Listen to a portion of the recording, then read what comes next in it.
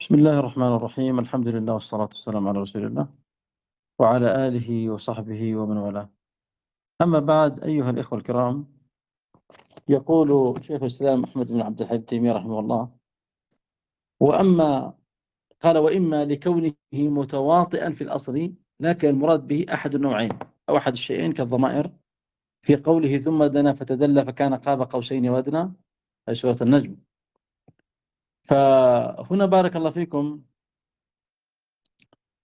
يقول سبحانه: ذو مرة فاستوى وهو بالأفق الأعلى ثم دنا فتدلى فكان قاب قوسين وأدنى فأوحى إلى عبده ما أوحى.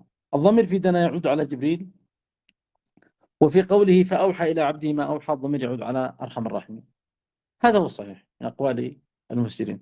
وبعضهم قال إن الضمائر واحدة راجعة لله، وعلى هذا القول يكون تعالى تمام دنا دنوا يليق بجلاله، مثل يعني قوله صلى الله عليه وسلم: يدنو ربنا عشية عرفة إلى الخلائق.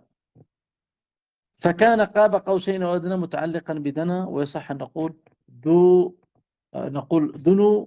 دنو الله قاب قوسين، مثل ما قال النبي صلى الله عليه وسلم: إن الذي تدعونه أقرب إلى أحدكم من عنق راحلته. وهكذا في قوله سبحانه وتعالى: فإني قريب، وهو سبحانه وتعالى يقول عن نفسه: الرحمن على العرش استوى. أو أدنى، أو هذه قد سبق لنا بارك الله فيكم ذكرنا يعني معناها عند المفسرين، وهي التخيير. وقلنا إن بمعنى بل تأتي معنى بل تأتي للتحقيق، كقوله فأرسلناه إلى 100,000 يزيدون، أي بل يزيدون.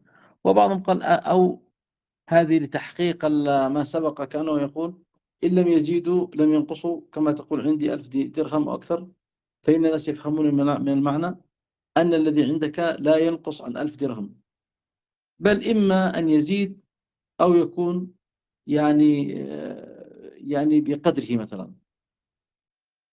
هذا بارك الله فيكم الخلاف ليس بارك الله فيكم وليد الساعة، هو خلاف بارك الله فيكم درج عليه المتأخرون. وهذا معنى قول عمر بن الخطاب رضي الله عنه: جادل أهل الأهواء بالسنة فإن القرآن ذو وجوه. فنسأل الله أن يجعل القرآن ربيع قلوبنا ونور صدورنا وجلاء أحزاننا وذهاب همومنا وغمومنا. ونسأل الله أن يعلمنا القرآن وأساليب القرآن ولغة القرآن وكل ما يتصل بالقرآن. أسأل الله أن يجعلني وإياكم من المتقنين، وأن يرزقنا وإياكم الإخلاص في القول والعمل. وصلى اللهم وسلم على نبينا محمد.